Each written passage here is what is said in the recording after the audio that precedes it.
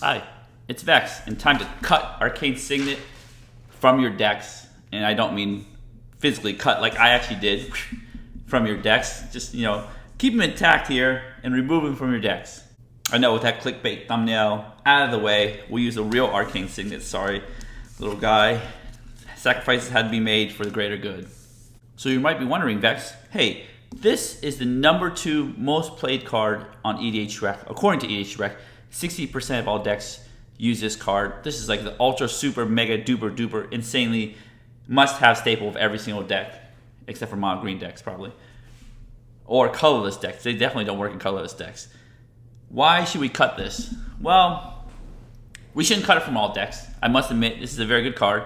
I believe we should cut it from all green decks. So currently, right now, there's 32 combinations of decks that you can make in EDH, going from colorless all the way to 5-color. Obviously, this does not work in a colorless deck because it adds 1 mana of any color in your commander's color identity, meaning that if you don't have any color identity, which is colorless, it doesn't add anything. So, realistically, you should only include this in 31 of 32 decks, which is about 97% of all decks should include or could include Arcane Signet. So it excludes the colorless one. What I'm recommending is that we cut it from all green decks and reduce that number to 47%.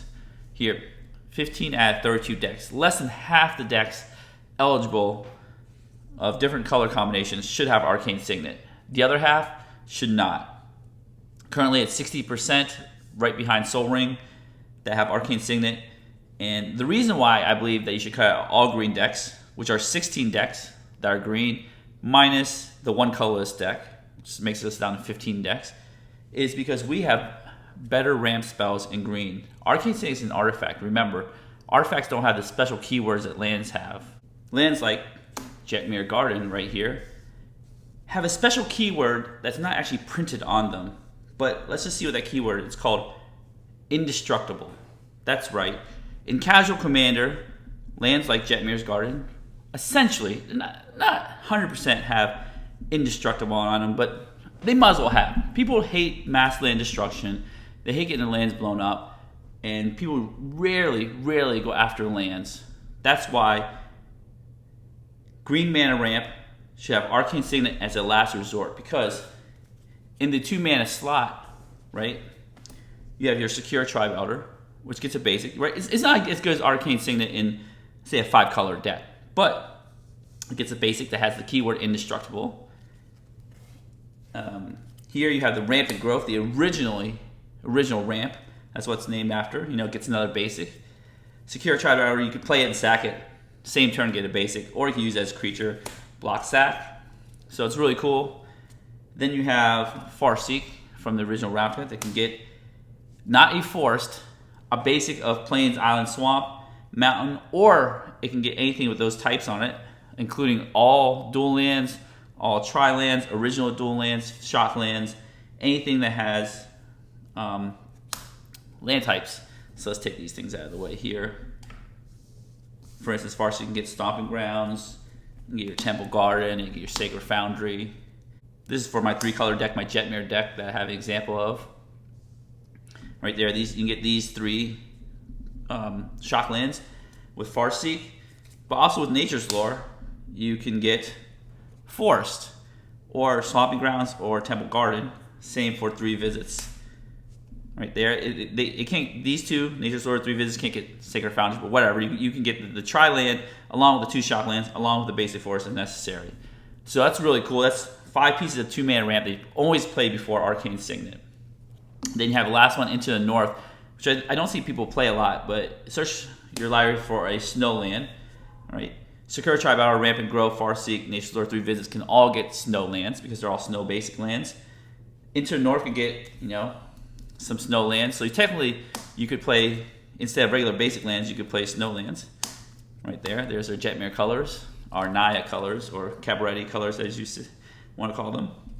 Get these snow lands, but since Kaldheim, they have fetchable dual lands with land types on them. This Highland Forest could go in a Gruul deck. It's a mountain forest. Essentially, Stomping Grounds always comes into play tapped. but can also be retrieved via Farseek, Nature's Lore, and also into the north. Not Rampant Growth or Secure Tribauer. So these are the cards you usually play way before Arcane Signet. And since Streets of New Capenna came out, this has become a very hot button topic, Treasure. Because Treasure is having insanely huge uptick in playability. Artifact Destruction has a huge uptick in playability. So let me clear this out real quick here. Remember, Indestructible versus Artifacts, which used to not be as destructible as previously thought, but with the advent of Treasure, they are really, people are really going after the mass artifact destruction. Like my #1 card from Kamigawa Neon Dynasty, Farewell, right there. Wipe out all people's mana rocks. I've seen Farewell do some crazy work on decks that just rely on so much mana rocks, so many treasures. You're just like, look, I'll just exile all your artifacts. Guess what Farewell doesn't touch? This indestructible land, right? We have Vandal Blast. Oh my god. Vandal Blast, as I've seen wreck people more and more because people are just so reliant on artifacts. Vandal Blast is almost, I think, is about to make my ultra staple list because of this, treasures. My playgroup is playing treasures a lot. I watch EDH on YouTube, they're all playing treasures. Vandal Blast, boom, removes treasures, removes Arcane Signet. Not just that, Arcane Signet powers up something called Dockside Extortionist. Remember, lands, which have nice indestructible keyword, don't power up Dockside Extortionist. Why would you play things that power this card up when you can just avoid that? There's also 1-for-1 removal here in Nature's Claim, which is very powerful. Removal spell, you know, let's say I have Nature's Claim, I have nothing to do with it in early turn, so I play an Arcane Signet and ramp, like, I'll just Nature's Claim that. I've seen that happen, I've done it. It's pretty mean, but, you know, again, doesn't have the special keyword, can be killed, no problem. Rex Sage or Druid of Purification can just go after Arcane Signet. If there's no other targets, why not? Hey, my favorite is Pest Infestation. You could just destroy a bunch of artifacts and enchantments and create those little pest tokens. So Arcane Signet is so susceptible to like all these hate pieces, while my Jetmare's Garden or my Highland Forest sits there with this nice, fun keyword on there. Now there are decks that ramp really heavily that have, you know, exhausted all the 2-mana ramp options. Where are they again? Right. Once you've exhausted 2-mana ramp, and there's other 2-mana ramp here and there options. Yeah, I then would recommend playing Arcane Signet after you've exhausted your 2-mana ramp options. But usually having this many 2-mana ramp, I start going to the 3-mana ramp options over Arcane Signet, where I have Kodama's Reach, Cultivate, be a little slower, but get more cards on the way through. I've cut Arcane Signet down on every green deck I have. Arcane Signet is gone. I've looked through my old decks and I'm like, man, what was I thinking? Not only was I playing Arcane Signet over these cards right there, I was playing some crappy ramp. I was playing the other signets here, the other green signets, Simic, Celestia, Gruul, and Golgari. I was like, man, what was I thinking? That's what happens when you become a better deck builder. You realize, hey, these things are so vulnerable for graveyard hate, I'm just not going to have it. Don't want that at all. They have the new Talisman Cycle. I have some of those here that came out. If I can avoid it, I will. So unless my commander is a 4-mana value commander, it's so important to land on the battlefield on turn 3 that I'm willing to play, you know, like this. I think Arithmetes is one of those commanders where you're like, you know, that's the wrong one. You're willing to go really hard on a 2-mana ramp, reduce the 3-mana ramp, just to get Arithmetes on the battlefield on turn 3. Because that's also, Arithmetes is a 4-mana ramp card.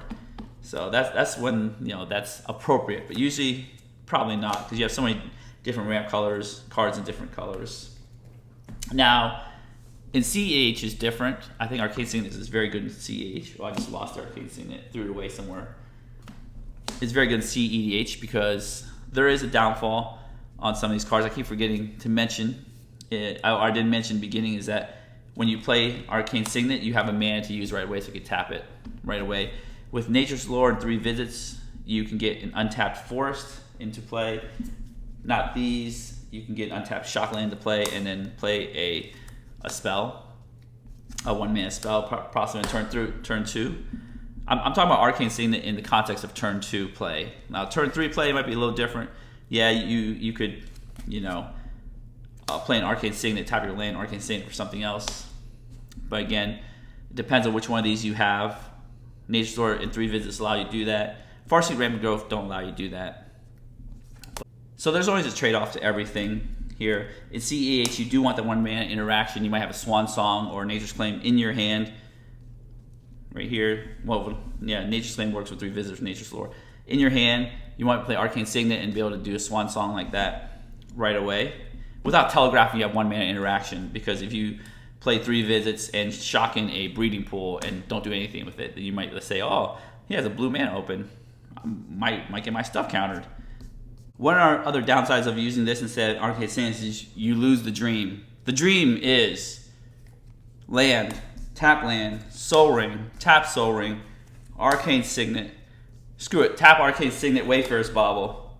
You know what, screw it, play Mana Crypt, tap Mana Crypt, crack Arcane Bauble, Wayfarer's Bauble, put another land to play tap. Is that the dream hand to start off with? I guess so. But you do miss the land, Soul Ring, Arcane Signet start, which makes you even more of the target. So sometimes it's not good to go land, Soul Ring, Arcane Signet, which is, I think, extremely, extremely rare. I've only seen it a handful of times. I've never actually performed that start.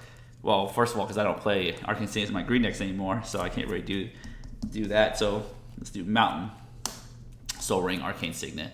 Well, that's it for today. I just wanted to tell you why Arcane Signet is just not a staple as much as it used to be anymore.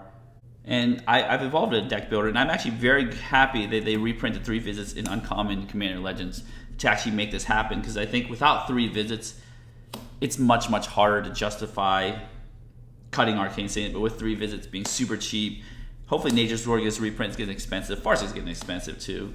Shakura Tribe has been reprinted. Enter North. Get this card in your collection because it's so good. These cards are super cheap because they're common lands with land types. Karamas Reach is good. So let's just say goodbye to Arcane Signet. Cut it from your decks. Anyways, if you enjoyed the video, give the video a thumbs up, smash the subscribe button, hit the notification bell to be alerted for new videos in the future. And as always, have a wonderful day.